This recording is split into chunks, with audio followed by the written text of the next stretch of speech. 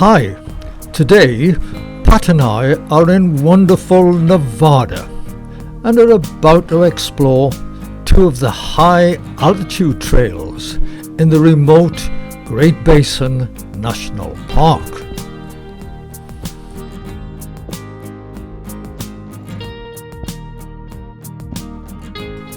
Leaving Baker at 5,000 feet elevation, we drive up to the mountain trailhead at 10,000 feet. A desert casualty. He died with his boots on.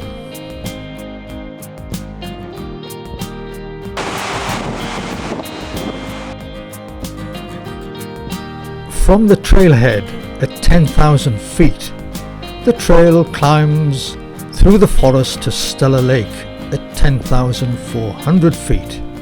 Then it's onward to Teresa Lake. Leaving Teresa Lake, we climb steeply up to the Bristlecone Grove at 10,700 feet. At this altitude, the going is tough.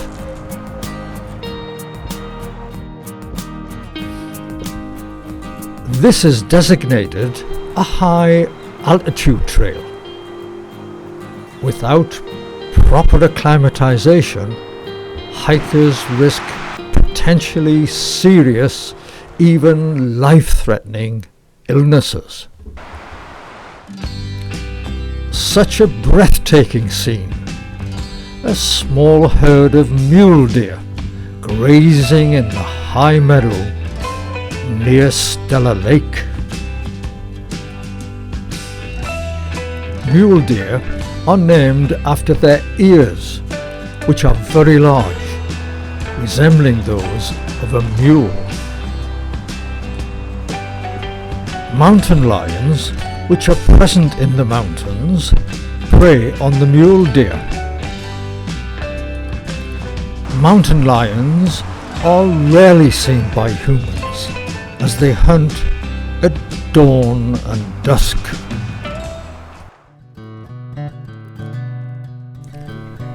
Onward and upward to Stella Lake.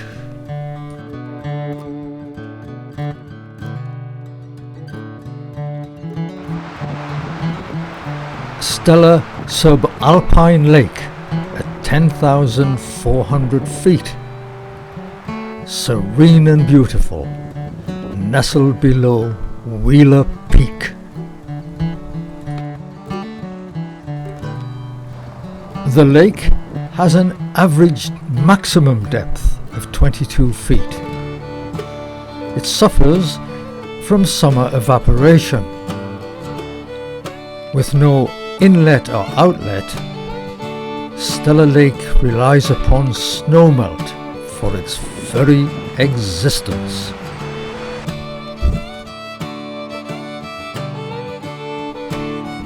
Leaving subalpine Stella Lake, it's onward to subalpine Teresa Lake.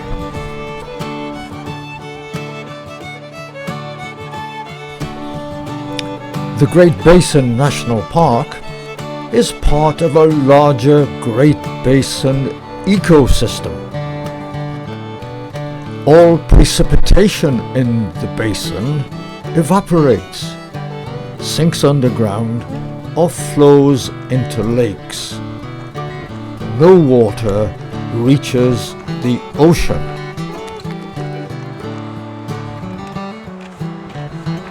Wheeler Peak at 13,000 feet is the highest mountain in Nevada, and it's the home to the only glacier in the state.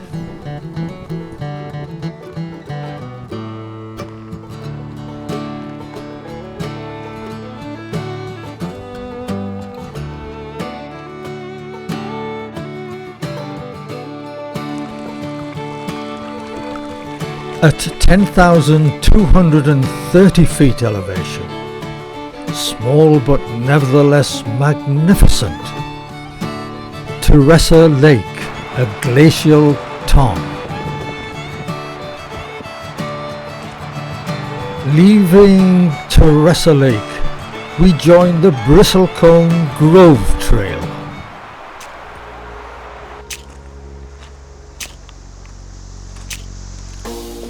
Although we acclimatized our bodies for this altitude, it's still hard and slow going. Each breath becomes deeper and more frequent. Yet the oxygen in the air remains constant at sea level values. Why the change in our breathing activity? Well, the concentration of oxygen at sea level is approximately 21% and the pressure 1 bar. As altitude increases, the concentration of oxygen remains the same.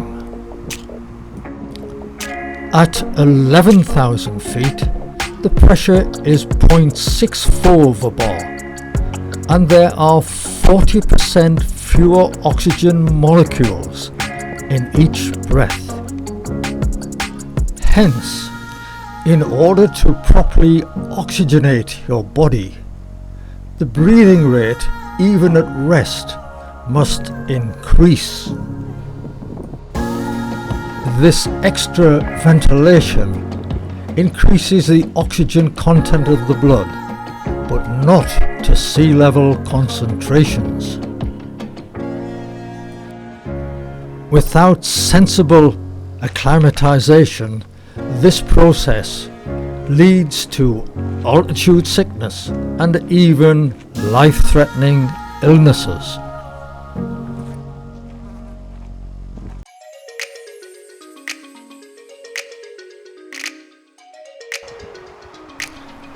Bristlecone pines are the oldest living trees on the planet. They predate the Hanging Gardens of Babylon, the building of the Egyptian pyramids, and the rise and fall of the Roman Empire. Most of the trees we see today are between 3,000 and 5,000 years old. The great age attained by these trees is due to their ability to adapt to high altitudes, where other species could not survive. At high altitudes, the growth rate of the bristlecone pine is uniquely slow. A sapling may grow 6 inches in the first 40 years. Bristlecone pine wood is fine-grained and resinous. It's highly resistant to decay, and instead of rotting, the trees are eroded and polished by the elements. It's late afternoon. Time to leave the Bristlecone Grove and head back to the trailhead.